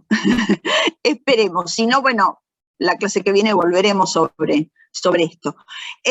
Servidumbre, lo que les decía. Bueno, la servidumbre, ¿qué significa? Bueno, la servidumbre es un poco en abstracto. Es esto de que por tratados un Estado deja que otro Estado pueda ejercer derechos sobre alguna parte de su territorio. ¿Sí? Que es un poco lo que Yamila venía diciendo, que esto es servidumbre, ¿sí? O sea, esto de ceder parte de su soberanía por tratado, ¿para qué? Para que otro Estado pueda ejercer algún tipo de derecho sobre alguna parte de su territorio, ¿sí? E indirectamente, beneficia ¿a quién? A terceros estados que no son parte del tratado, ¿sí? La servidumbre se clasifica en activa o positiva y en pasiva o negativa. ¿Cuál es la servidumbre activa o positiva? Bueno, yo limito mi soberanía para que ahí el Estado pueda ejercer el derecho. Por ejemplo, servidumbre de paso. Y no es por un determinado tiempo, sino que establezco la posibilidad de que por un determinado corredor pase, que puede ser servidumbre de paso terrestre o puede ser marítimo. Vamos a ver, cuando veamos mar territorial, vamos a ver que justamente el derecho de paso inocente es una servidumbre activa positiva, establecido en la Convemar. Entonces, el Estado territorial cede el ribereño, cede y dice, bueno, que pasen, que ahí yo no intervengo, ¿sí? Mientras sea, bueno, te puedo mover las condiciones, no ahora. ¿Estamos? ¿Cuál sería la pasiva o la negativa? Es una obligación de no hacer. Entonces, el Estado, otra vez, por tratado, ¿qué se hace? Se autolimita en algún derecho y dice, esto yo no lo puedo hacer. Por ejemplo, no puedo contaminar. Por ejemplo, no puedo alterar el curso de un río. Por ejemplo, no puedo construir determinadas fortificaciones en determinado río. Entonces, son obligaciones de no hacer. No puedo emitir emisiones radioeléctricas ilícitas, ilegales, por ejemplo. Bueno, un montón de no hacer, son obligaciones de no hacer. O sea que entonces restringo mi soberanía porque digo, en esa parte del territorio, yo esto no lo puedo hacer. Son servidumbres pasivas. Los tratados, justamente, muchas veces de derecho ambiental, son un poco eso, aunque nadie los cumple, pero vieron que el Acuerdo de París dice, bueno, limitemos las emisiones de gases de efecto invernadero a 1,5. Nadie lo hizo, pero bueno, está el compromiso de decir, bueno, no puedo emitir en mi territorio, ¿sí?, más de 1,5. Que bueno, entre paréntesis se emite, pero bueno, eso sería un ejemplo de la servidumbre negativa, ¿sí? Los territorios bajo mandato. Bueno, ¿cuál es el supuesto de los territorios bajo mandato? Bueno, rápidamente, porque esto ya hoy no existe.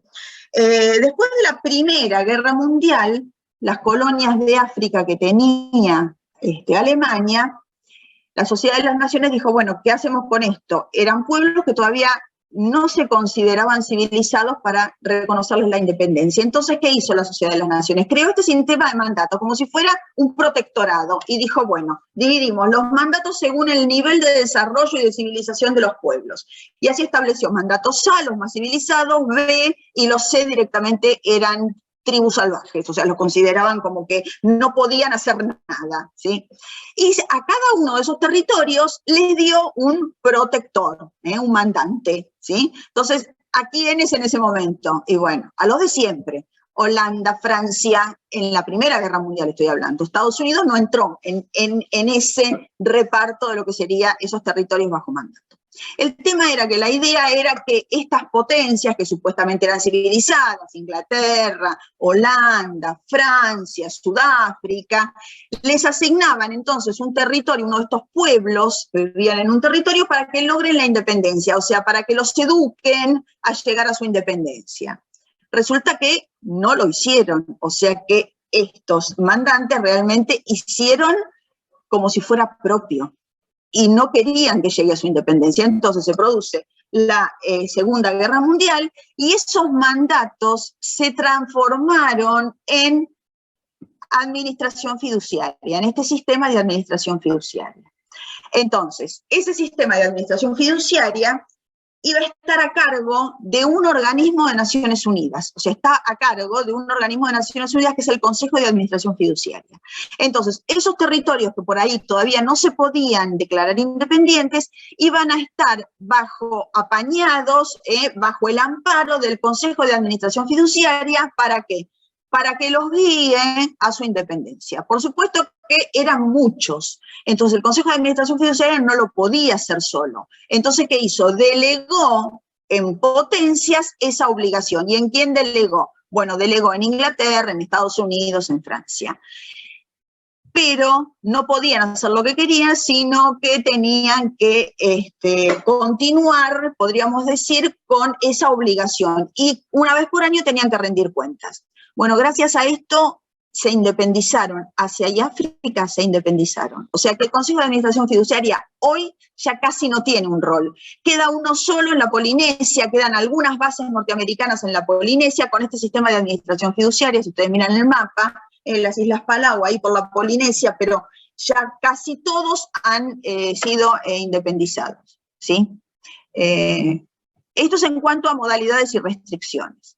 Vamos a, creo que ya viene la violación, ¿no? Ahí está. Bueno, entonces, vamos a lo que yo les había comentado, que era esta cuestión de intervención, o sea, la violación a esa potestad del Estado que tanto defiende el Estado, que se lo conoce como cuál es el concepto, o sea, el acto ilícito de violación a ese poder del Estado, a la soberanía del Estado, se la llama intervención. ¿Cuál es el concepto? Bueno, y ahí otra vez lo mismo, vamos a ir viendo, en base al concepto, vamos a ir viendo todos estos ítems que están acá.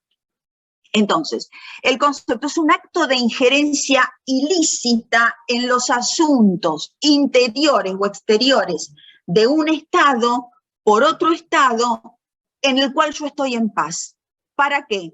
Para imponer mi voluntad, ¿sí? O sea, como forma de imponerle algo a un Estado, entonces, ¿qué hago?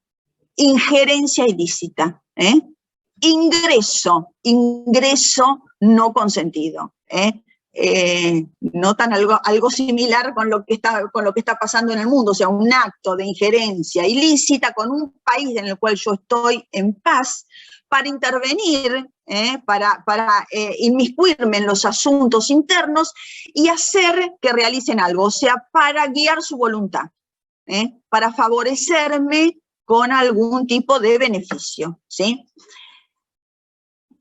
¿Cómo puede ser? Porque ahí también en el concepto dice por amenaza o uso de la fuerza. Entonces las formas pueden ser desde las más tradicionales clásicas hasta las más modernas. Las tradicionales o clásicas, las primeras que se hicieron en el derecho internacional clásico, es el tema de la amenaza o el uso de la fuerza, o sea, invadir con un ejército armado, ¿sí?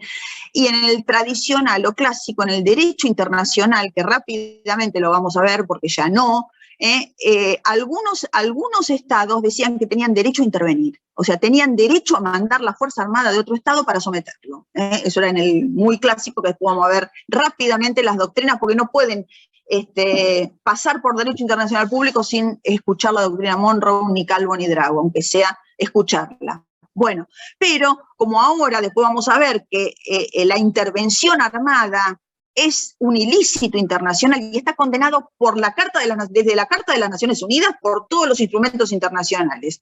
No hay un derecho a intervenir, no hay justificación. No existe ningún tipo de justificación. Hay una obligación de solucionar en forma pacífica las controversias. Entonces, algunos estados idearon formas más sutiles. Y ahí es donde decimos, bueno, no solo por ataque armado o amenaza de ataque armado, sino que también por presiones económicas, presiones diplomáticas.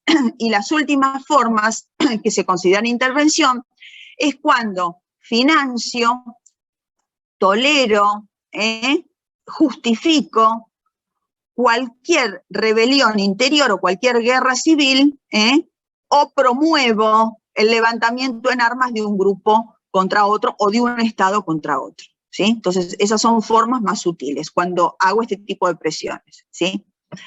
Les comentaba que allá lejos, cuando nosotros nos independizamos, y me olvidé de una E, ahí dice doctrina Monroe, cuando nosotros nos independizamos, y esto rápido, cosa de que por lo menos entiendan un poco a qué se debe esto. Recuerden que nosotros nos independizamos, la famosa Revolución de Mayo, Fernando VII, bueno, todas esas cosas que invadió Napoleón, entonces Argentina aprovechó para decir, bueno, nosotros le demos lealtad al rey, no al Estado español. Bueno, Revolución de Mayo, después vino la independencia, bueno, todo eso hizo que cerremos y que nos declaremos independientes. Cuando volvió Fernando VII al trono, dijo, no, estas colonias son mías. Entonces creó la llamada Santa Alianza, esto es historia. O sea, reunió un ejército. ¿Con quién?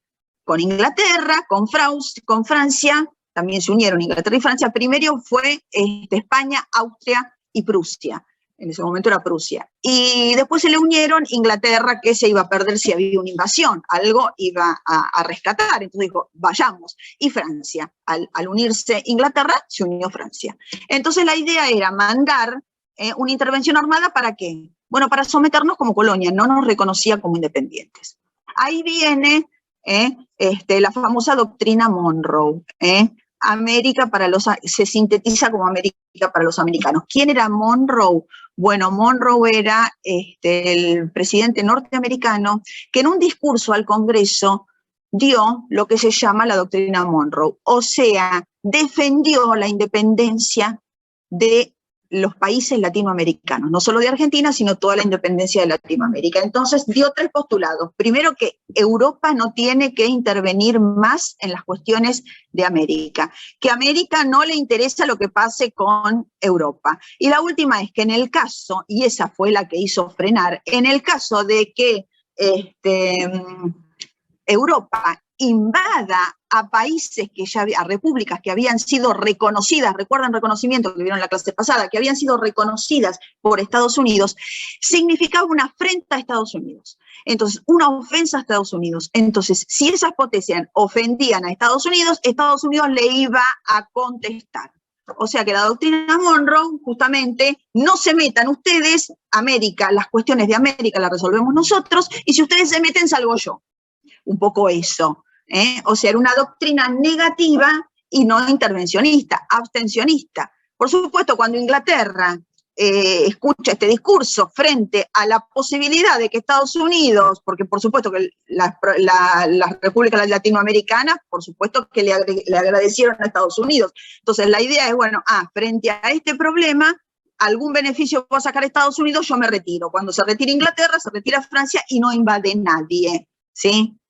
Entonces, ahí se terminó, Entonces, ahí es donde ya Europa y España empiezan a reconocer. Pero después, la doctrina Monroe viene a tener distintas interpretaciones. Y de ser abstencionista, pasa a ser intervencionista. ¿Cuándo? Cuando se producen problemas y conflictos en América. Y ahí vienen las otras doctrinas. El primer conflicto, a los 10 años, de la doctrina Monroe vino la invasión de Inglaterra de las Islas Malvinas. Y Argentina le pidió a Estados Unidos que aplique la doctrina Monroe. En ese momento estábamos casi con ruptura de relaciones diplomáticas, estábamos en conflicto con Norteamérica. Entonces Norteamérica no aplicó la doctrina Monroe porque dijo que eso se retrotraía a sucesos anteriores, o sea que no va la doctrina Monroe. ¿Cuándo surge la doctrina Calvo? La doctrina Calvo es de un argentino, de un diplomático argentino en México. Cuando México tenía problemas de algunas deudas, y ahí es donde iban a intervenir con Francia, tenía problemas con Francia, y ahí es donde Francia iba a intervenir, y entonces le piden que aplique la doctrina Monroe, y Estados Unidos no la aplica.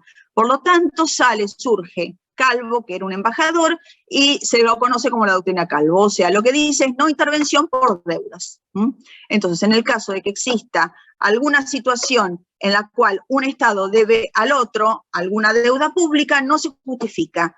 Como en Europa no intervienen por temas de deuda, entonces con América hagan lo mismo.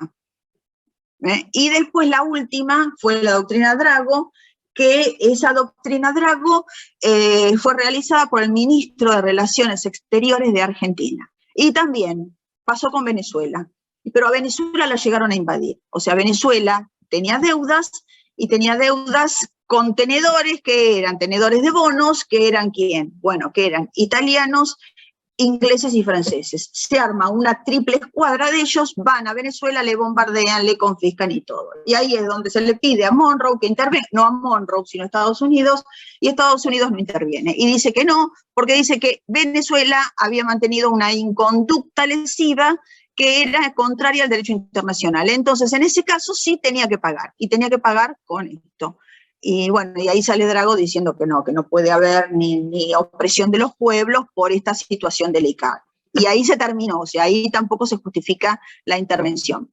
Entonces, todo esto se receptó en los instrumentos internacionales. Y ahí tienen Carta de Naciones Unidas, que sanciona o pena la intervención armada o el uso de o amenaza de la fuerza. La Carta de la OEA, que va un poquito más, como yo les decía, no solo el uso de la fuerza o amenaza, sino cualquier tipo de presiones diplomáticas y económicas, y la resolución 2625, que la tienen en la plataforma, que es la que cierra todo. Esa es la más moderna y es la que dice, bueno, no solo se considera intervención, ataque armado, presiones diplomáticas, presiones económicas, sino cualquier otro tipo de presión.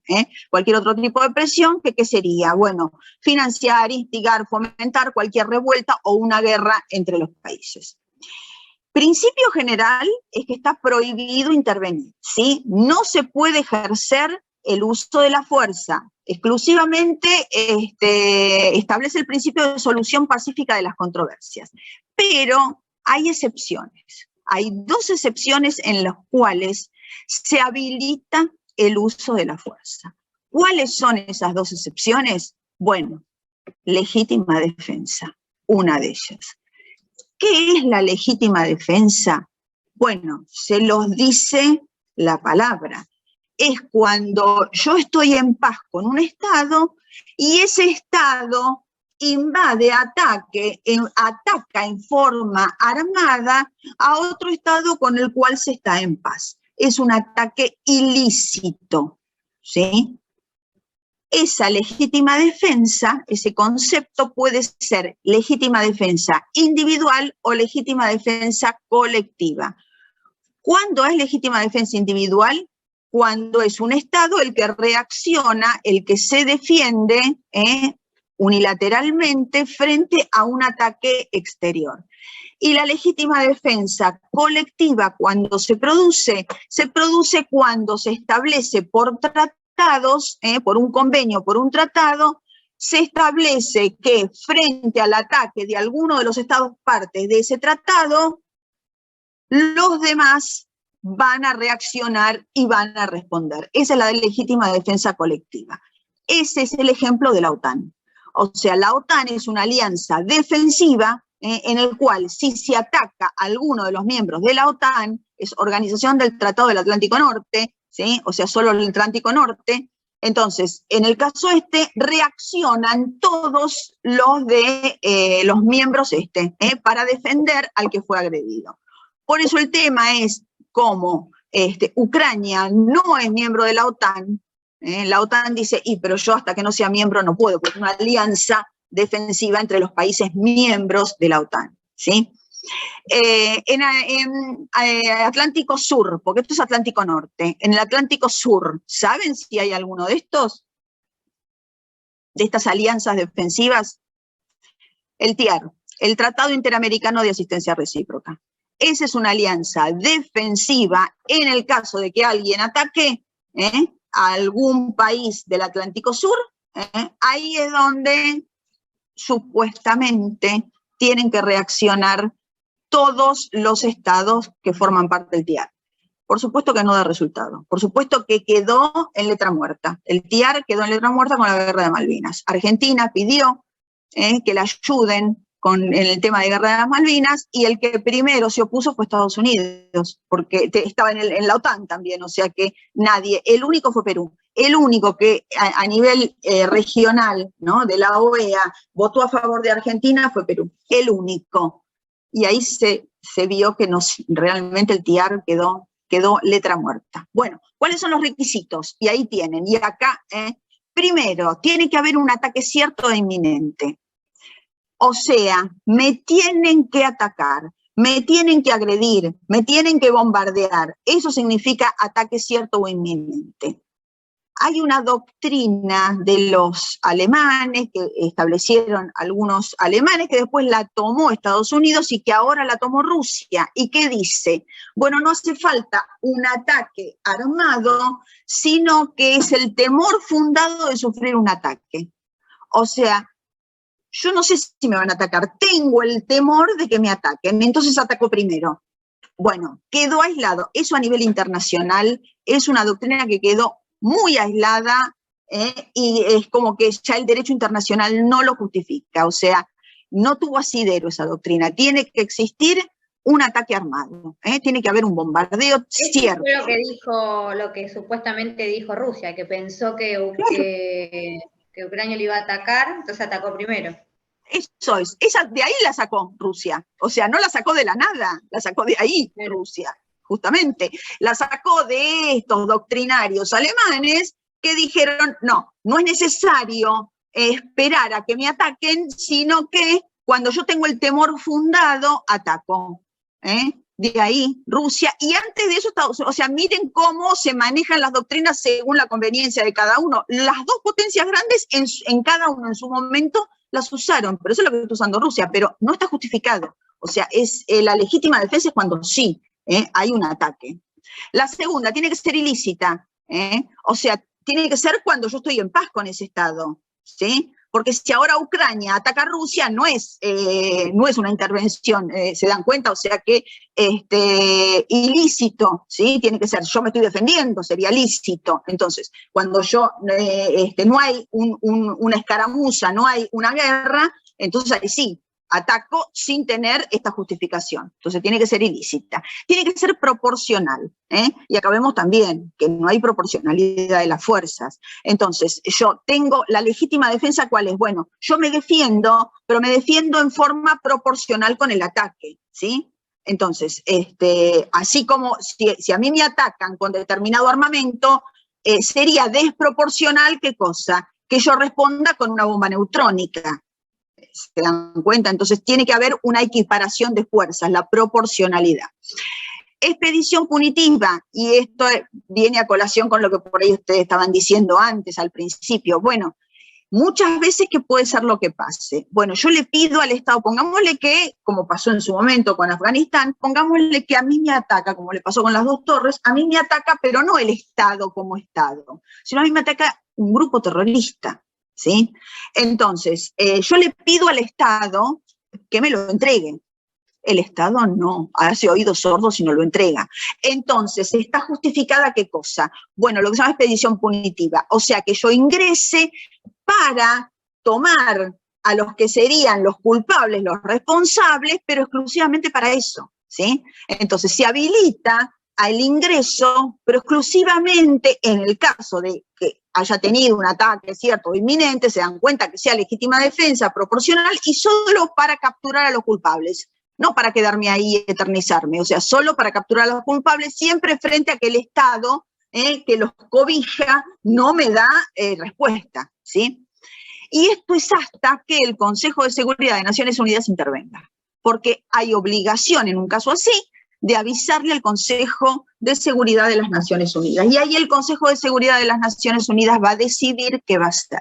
Por supuesto que ustedes saben que el Consejo de Seguridad de las Naciones Unidas está compuesto por 15 miembros. 10 rotan, pero hay 5 que son los permanentes, y esos 5 permanentes tienen el derecho de veto. Entonces, esos 5 permanentes, cuando hay que tomar alguna represalia, como podría ser intervenir en el Consejo de Seguridad, alguna represalia, si es alguno de estos, el que intervino, alguno de estos 5, va a votar en contra. Ejerce el derecho de veto, o sea que paraliza al Consejo de Seguridad. Y ya saben quiénes son. Estados Unidos, Rusia, China, Francia e Inglaterra, los que tienen ese derecho de veto, ¿sí? O sea que por más que intervenga, se paraliza el Consejo de Seguridad por el derecho de veto. La otra excepción, y ya con esto termino, y hacemos, ya son menos 10, y hacemos el desafío, las medidas coercitivas. O sea, la Carta de Naciones Unidas establece que el Consejo de Seguridad puede tomar medidas coercitivas con el uso de la fuerza o sin el uso de la fuerza. Cuando son sin el uso de la fuerza son los cascos blancos. Los cascos blancos que son fuerzas de paz, para imponer paz en un lugar del planeta que está revuelto, ¿sí?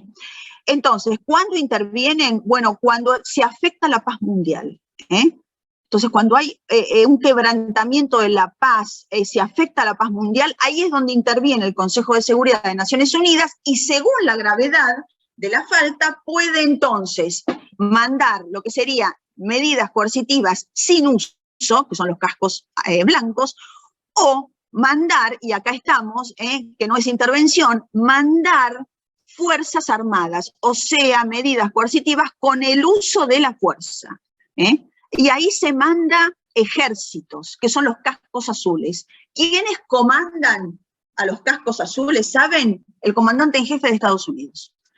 Y todos los países que quieran pueden llevar milicias, o sea, pueden llevar soldados para formar parte de esos cascos azules. Entonces, solo en el caso de quebrantamiento de paz o amenaza de paz mundial, bueno, y que el Consejo de Seguridad habilite. Creo que eso fue en Tahití, ¿no? Fue en Haití, cuando se armó un lío en Haití porque estaban en una guerra civil y ahí mandaron cascos azules para terminar un poco con los grupos terroristas. Bueno, ¿listo? ¿Alguna duda? Seguro que no, por lo menos por ahora seguro que no. Después cuando estaremos cerca del parcial, por ahí sí. Entonces, si no les quedó ninguna duda, yo tengo que salir de acá. Y ahí está. Y si quieren hacer el desafío, ahí está. Ahora ya les comparto la pantalla. Tengo que volver a Zoom. Ahí está. Les comparto la pantalla. A ver cómo les va con el desafío, que son fáciles estas preguntas del desafío. El chat, ahí está. A todos, porque si no se lo mando a alguien solo. Bueno, ahí está. Ahí lo tienen y los que quieran, no sé.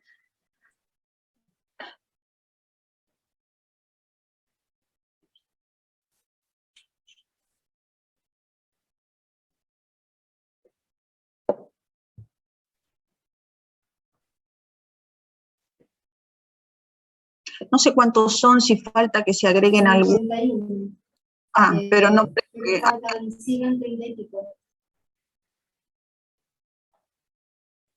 Hay que ver si...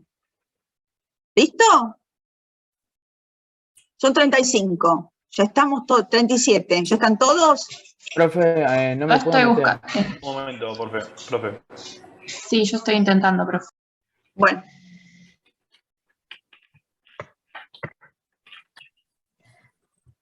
Bueno, los que tienen la PC tildada, no importa qué va a ser. Pasan estas cosas.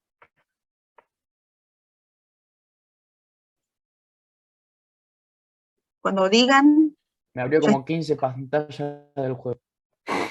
Ah, bueno, claro, si tenés 15 abiertas, como tenés que tener no una personal computer, tenés que tener una estación de trabajo. No, pero parece que cuando hice clic en el link lo tomó como si lo hubiera hecho 15 veces y me abrió 15 pantallas del juego. No, pensé que me decías que tenías 15 páginas. Digo, tenemos una estación de trabajo en tu casa. A ver, ahí cerré toda casi.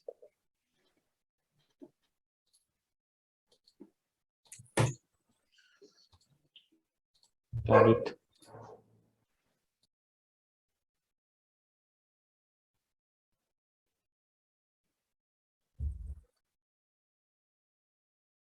Bueno. Avise a alguien que empecemos, porque si no, nos vamos, no sé. Hay 45. ¿Ya empezamos? Entonces? ¿Queda alguien para jugar? Por mí empiecen, no sé si hay alguien falta. Empezamos entonces. No sé, ¿hay alguien en Ahí sí, hay Rojas, está pide que todavía no pudo terminar de cargar.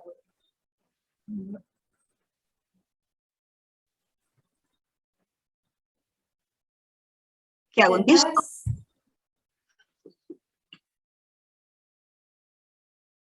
¿Empiezo, Fabela? Y sí, no sé, si nadie avisa, empezamos. Bueno, dale. Bueno, ahí está. A ver qué era. Ah, tienen que leer, a ver, la afirmación y cuál es la afirmación correcta de todo lo que se dice acá. La soberanía territorial es un derecho absoluto, la intervención es una injerencia ilícita por la Fuerza Armada, la soberanía es una prerrogativa común a todos los sujetos del derecho, la neutralización siempre se constituye por medio de un tratado, todas son correctas, todas son incorrectas.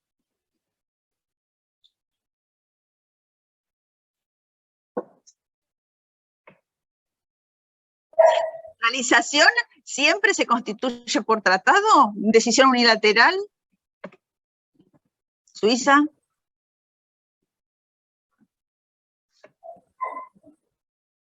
Bueno, después sí, Homero será, Homero se puso, después dice quién es Homero, porque si llega a estar dentro de los 10, nos tiene que decir quién es. Bueno, vamos a la segunda, a ver, empecemos.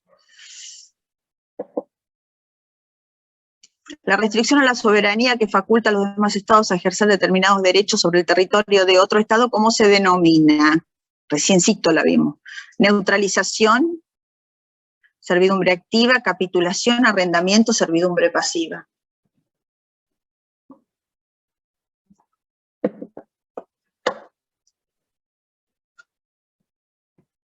A ver. Recuerden que habíamos dicho que no, justamente hablando que eso no era neutralización.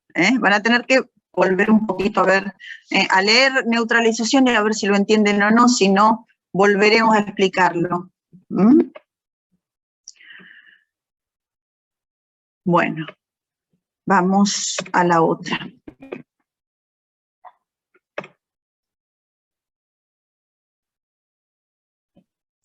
La neutralización reconocida significa prohibición de invadir, defensa del neutral en caso de ataque, prohibición de realizar actos bélicos, todas o ninguna. La reconocida. Recuerden los efectos de la neutralización.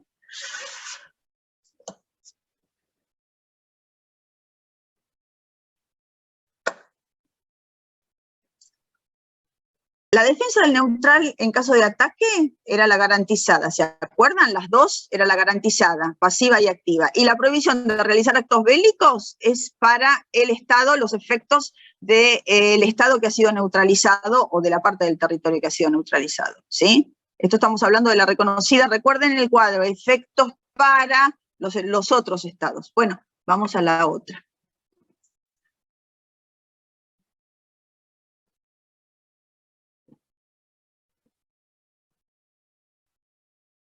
Me tiene que aparecer, no, tengo que hacer así para que me aparezca ahora esta. 4. Y, a ver, el ejercicio de la soberanía implica, las implicancias, que la había preguntado, acá la habían preguntado. Recuerden, justamente, recuerden, Recuerden cuando dije, esto significa, entonces, todas, ninguna, alguna. Bien, todas los anteriores. Estaban despiertos, ni bien empezamos estaban despiertos, ya después estaban. Si les preguntaba algo de la doctrina Monroe-Calvo, creo que no me contesta nadie. Bueno, vamos a la última.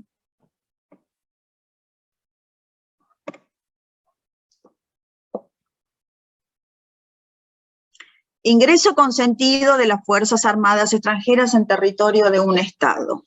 Está prohibida por el derecho internacional público, es una restricción a la soberanía en la esfera espacial, implica que tienen las mismas inmunidades que los agentes diplomáticos, limita su soberanía en el predio asignado en temas disciplinarios, todas son incorrectas, todas son correctas.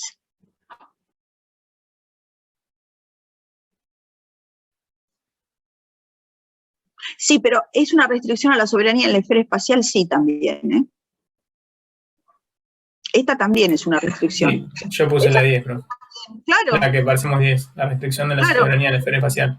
Claro, claro. Los que hicieron 10, los 10 también, ¿eh? Sí, este está bien para los que hicieron. Por eso digo, no, esta también está bien. Esta también está bien. Sí, lo voy a contar como bien eso, por supuesto. Sí, porque es en la esfera espacial también una restricción, sí. Ah, perdón, no. Las Fuerzas Armadas en la esfera espacial, no, en la esfera personal. No, perdón. No. Había una sola. Recuerden, en la esfera personal, Fuerzas Armadas, bueno, Melina Costalonga es la ganadora y el resto tiene todo nombre, ¿no? Sí. Recuerden que es esfera espacial, decía ahí, y es esfera personal. Disculpen, estaba bien, ¿sí? En la esfera, recuerden las de las esferas espaciales y esferas personales. Esfera personal estaban las Fuerzas Armadas, recuerden. Sí, estaba bien puesto. Bueno, ¿listo?